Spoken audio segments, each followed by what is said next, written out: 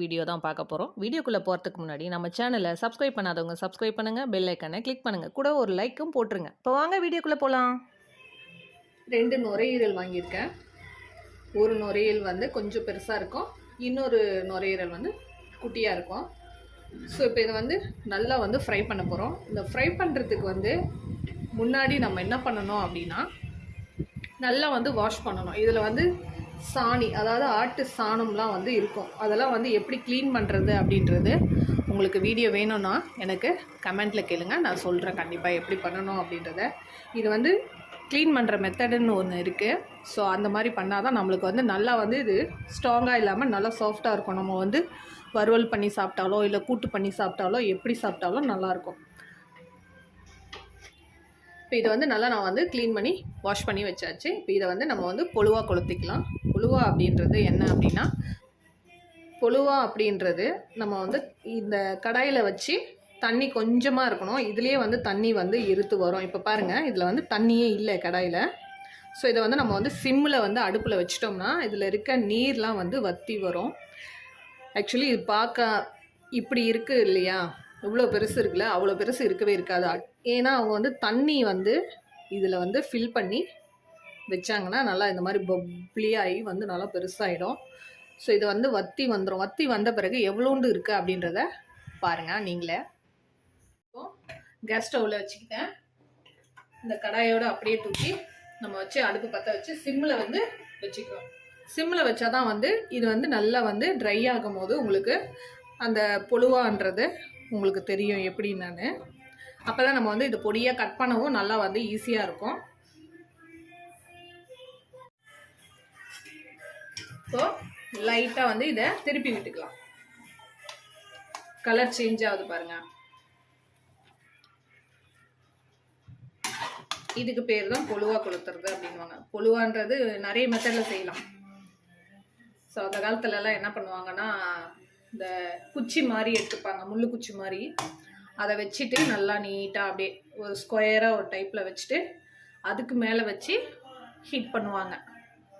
அப்படியும் பண்ணலாம்.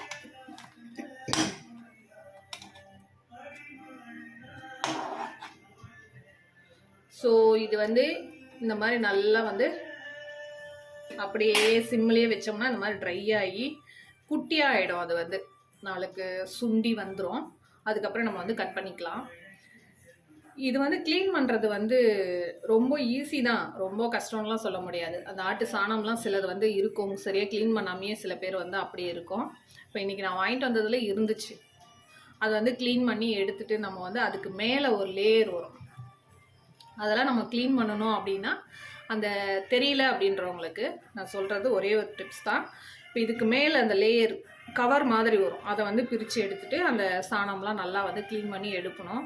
சப்போஸ் உங்களுக்கு அந்த வீடியோ எங்களுக்கு போடுங்க அப்படின்னு சொன்னீங்கன்னா எனக்கு கமெண்ட்டில் கேளுங்க, நான் கண்டிப்பாக போடுறேன் க்ளீனிங் வீடியோ. இந்த க்ளீனிங் பண்ணுறதெல்லாம் பெரிய விஷயமா, இதெல்லாம் ஒரு வீடியோ போடுறீங்களே அப்படின்னு சொல்லிட்டு சில பேர் கேட்பாங்க. பிகினர்ஸ்க்கு வந்து ரொம்ப யூஸ்ஃபுல்லாக இருக்கும்.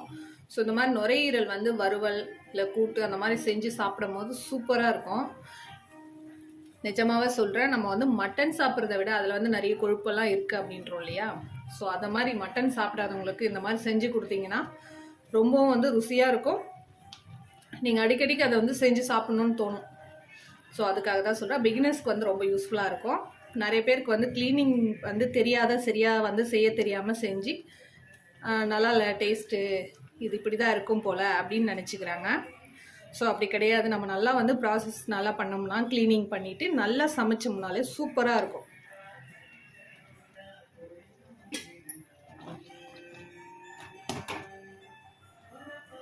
அட்லீஸ்ட் ஒரு சண்டே டைமில் மட்டுமாவது இந்த மாதிரி வந்து செஞ்சு சாப்பிடுங்க, உடம்புக்கு ரொம்பவும் நல்லது.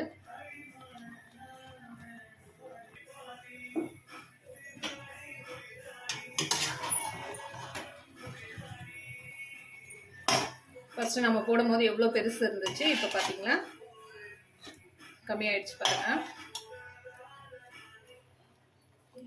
இதுலேயே வந்து இந்த தண்ணி வந்து எப்படி இருக்கு வருது பாருங்கள். இந்த தண்ணியெல்லாம் வந்து சுண்டுற வரைக்கும் நம்ம வந்து ட்ரை பண்ணிக்கலாம்.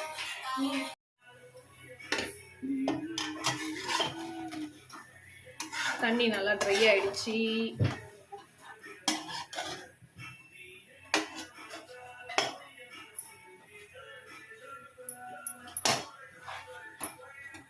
பாருங்க, நம்ம கடாய் ஃபுல்லாக போட்டோம். இப்போ பாருங்க சின்னதாக ஆயிடுச்சு. இப்போ அதுல இருந்த தண்ணியெல்லாம் வந்து நல்லா ட்ரை ஆயிடுச்சு.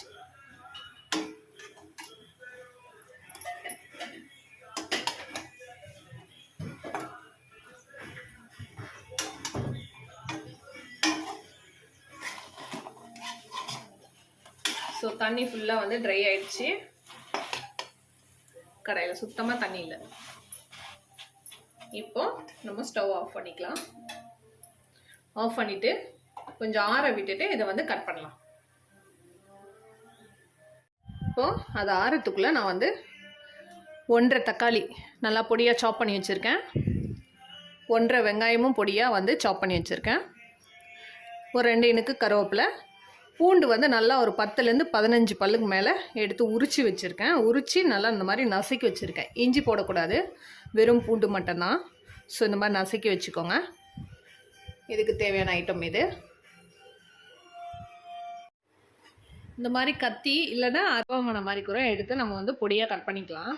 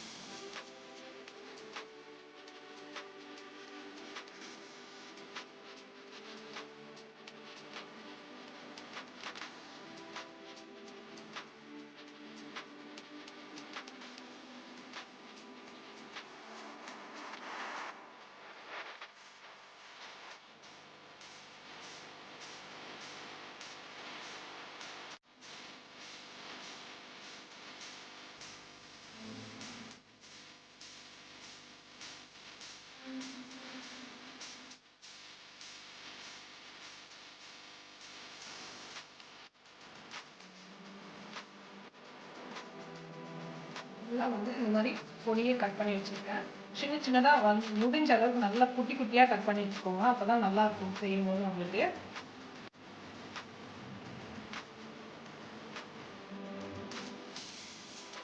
அடுத்து அதே கடாயை நம்ம வந்து நல்லா வாஷ் பண்ணிவிட்டு திரும்பவும் வந்து அடுப்பு பற்ற வச்சுருக்கேன்.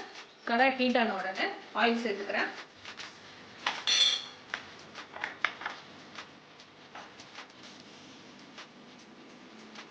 ஒரு 3 டேபிள் ஸ்பூன் ஆயில் சேர்த்துக்கிறேன்.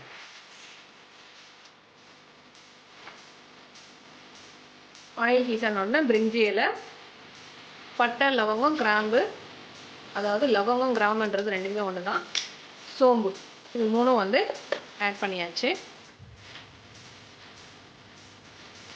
லைட்டாக பொரியணும்.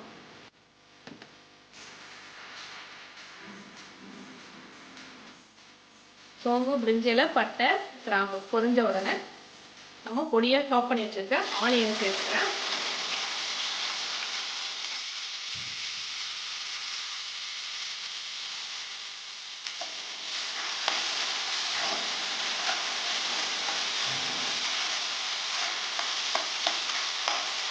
நல்லா பொன்னிறமாக வர வரைக்கும் அது சேர்த்துக்கிறேன்.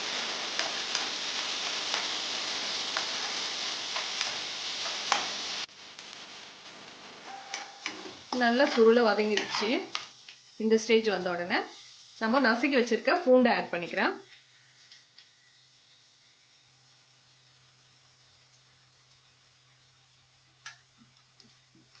பூண்டு நிறைய போட்டுக்கிட்டோம்னா நல்லா இருக்கும் டேஸ்ட். அதையும் போட்டு நல்லா வதக்கி வச்சுக்கலாம்.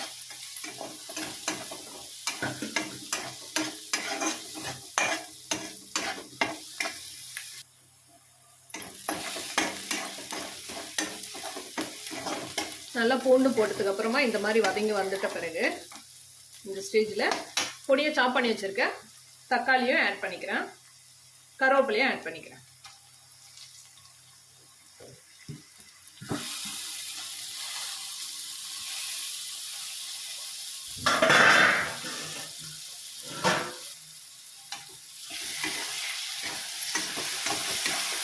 நல்லா அதையும் வதங்கி விட்டுக்கலாம். நல்லா வதங்கின பிறகு நம்ம மசாலா ஆட் பண்ணிக்கலாம்.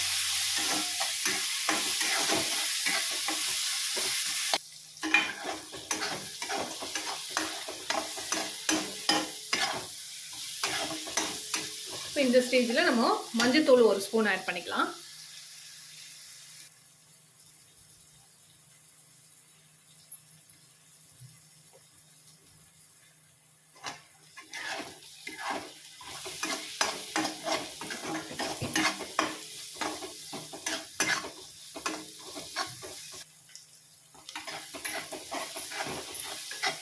நல்லா வதங்கிடுச்சு வெங்காயம், தக்காளி, பூண்டு எல்லாம்.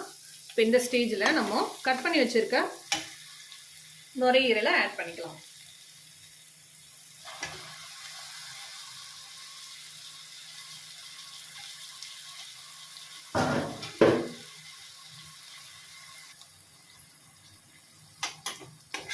பொடியை கட் பண்ணதையும் இதில் வந்து நல்லா ஆட் பண்ணிட்டு நல்லா கலரி விட்டுக்கலாம்.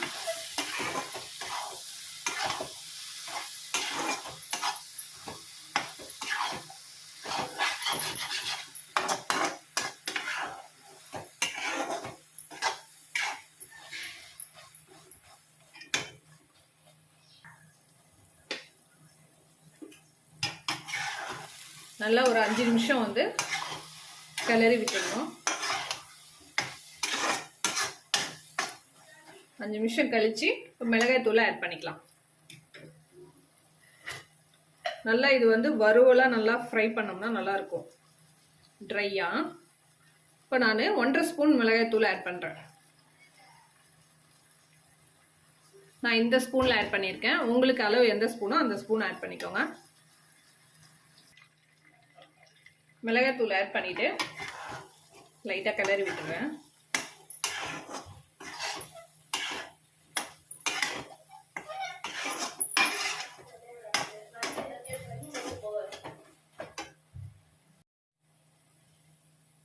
அடுத்து 1 ஸ்பூன் உப்பு ஆட் பண்ணிக்கிறேன்.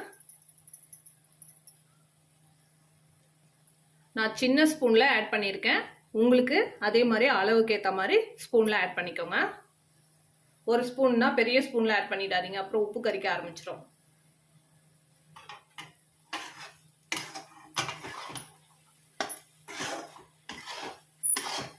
லைட்டாக கிளறி விட்டுக்கலாம். நம்ம கடைசியாக பெப்பர் போட்டு இறக்க போகிறது. ஸோ அதனால் இப்போது பெப்பர் போட வேண்டாம், கசப்பேறிடும். பெப்பர் எப்போவுமே வந்து கடைசியில் போட்டால் தான் நல்லாயிருக்கும் எந்த ஒரு நான்வெஜ் செஞ்சாலும். அடுத்து கொஞ்சமாக தண்ணி ஆட் பண்ணிக்கிறேன்.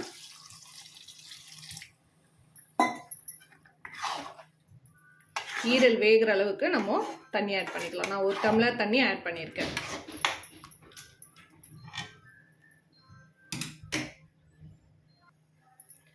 தண்ணி ஆட் பண்ணிட்டு ஒரு லெட்டு போட்டு மூடி வச்சுக்கலாம்.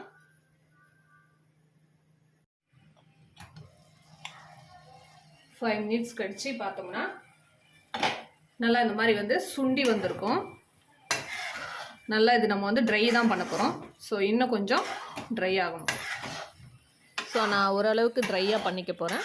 உங்களுக்கு இதே ஸ்டேஜில் தொக்கா இருந்தாலே போதும் அப்படின்னா பெப்பரும் கொத்தமல்லியும் தூவி சர்வ் பண்ணிக்கலாம். ஸோ இது வந்து டிஃபனுக்கெல்லாம் கூட சாப்பிடலாம். ஆட்டுக்கறியை விட இது வந்து ரொம்பவும் டேஸ்ட்டாக இருக்கும். நீங்கள் வீட்டில் ட்ரை பண்ணி பாருங்கள், சூப்பராக இருக்கும். குழந்தைங்களும் ரொம்ப விரும்பி சாப்பிடுவாங்க. ஸோ நம்ம எப்பவும் போல் மட்டன்லாம் சாப்பிட்றோம் கொழுப்பு அப்படின்னு சொல்லிட்டு ஃபீல் பண்ண வேண்டியதே இல்லை. இந்த மாதிரி நுரையீரல் வந்து செஞ்சு சாப்பிடும்போது ரொம்ப ருசியாகவும் இருக்கும். நம்ம செய்கிற மெத்தடுன்னு ஒன்று இருக்குது. ஸோ இதே மாதிரி நீங்கள் ட்ரை பண்ணி பாருங்கள், செம்ம டேஸ்ட்டாக இருக்கும்.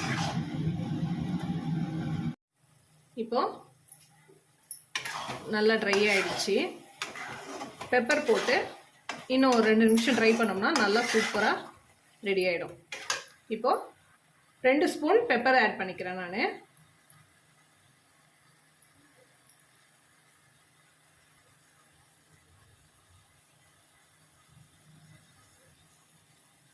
ரெண்டு ஸ்பூன் பெப்பர் ஆட் பண்ணி நல்லா வந்து கிளறி விட்டுக்கிறேன்.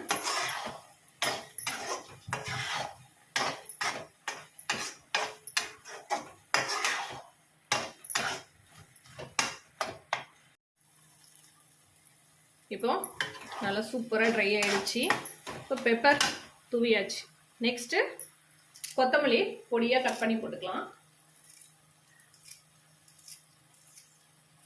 இதை நம்ம வந்து சுட சுட சாதத்துக்கு சாம்பாரோ இல்லை ரசமோ வச்சுக்கிட்டு இந்த தொக்கையோ இல்லை ட்ரையாக பண்ணிக்கிட்டு நம்ம வறுவல் மாதிரி வச்சுக்கிட்டு சாப்பிட்டோம்னா வேறு லெவலில் இருக்கும்.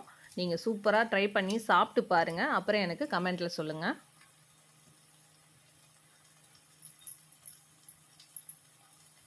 கொத்தமல்லி தூவி நல்லா லைட்டாக கிளறி விட்டுக்கலாம். ஸோ அந்த கொத்தமல்லியோட ஜூஸ் வந்து அதில் இறங்கும் போது நல்லா சூப்பராக இருக்கும். நல்லா ட்ரை ஆகிடுச்சு. சுவையான நுரையீரல் ஃப்ரை ரெடி. நீங்களும் வீட்டில் ட்ரை பண்ணி பாருங்கள். எப்படி இருக்குன்னு சொல்லுங்கள் எனக்கு கமெண்ட்டில். உங்களுக்கு பிடிச்சிருந்தா இந்த வீடியோவை உங்கள் ஃப்ரெண்ட்ஸுங்களுக்கு ஷேர் பண்ணுங்கள். ஃபேஸ்புக் இன்ஸ்டாகிராமில் ஃபாலோ பண்ணுங்கள். இந்த டிஷ்ஷு வந்து நம்ம வெறும் சாதத்துக்கு மட்டும்தான் சாப்பிட்ணுமா அப்படின்னா இல்லை, தோசை, இட்லி, சப்பாத்தி அப்படி எல்லாத்துக்குமே வந்து சாப்பிட்லாம். சைட் டிஷ்ஷாக வச்சு சூப்பராக இருக்கும். இந்த டிஷ்ஷு வந்து குழந்தைங்களுக்கு வந்து ரொம்பவும் பிடிக்கும். நீங்கள் ட்ரை பண்ணி பாருங்கள். சுவையான நுரையீரல் ஃப்ரை ரெடி. இதே மாதிரி வெரைட்டி டிஷ்ஷஸ் உங்களுக்கு வேணுமா, வெஜ் அண்ட் நான்வெஜ் எனி டிஷ்ஷாக இருந்தாலும் நீங்கள் எனக்கு கமெண்ட் பாக்ஸில் போடுங்க. அதுக்கு முன்னாடி நம்மளோட சேனலை சப்ஸ்கிரைப் பண்ணுங்கள், லைக் பண்ணுங்கள், மறக்காமல் பெல் ஐக்கனை கிளிக் பண்ணுங்கள். அப்போ தான் நான் போடுற ஒவ்வொரு வீடியோவும் உங்களுக்கு அப்டேட் ஆகிட்டே இருக்கும். தேங்க்யூ ஃபார் வாட்சிங். சப்ஸ்கிரைப் பண்ணுங்கள், லைக் பண்ணுங்கள், மறக்காமல் பெல் ஐக்கனை கிளிக் பண்ணுங்கள். கூட ஆல் இன் ஐக்கனையும் கிளிக் பண்ணுங்கள். அப்போ தான் நான் போடுற ஒவ்வொரு வீடியோவும் உங்கள் மொபைலுக்கு உடனுக்குடன் நோட்டிஃபிகேஷனாக வரும். ஏதேனும் டவுட்னா கமெண்ட் பண்ணுங்கள். என்னோட சேனலுக்கு சப்போர்ட் பண்ணுங்கள்.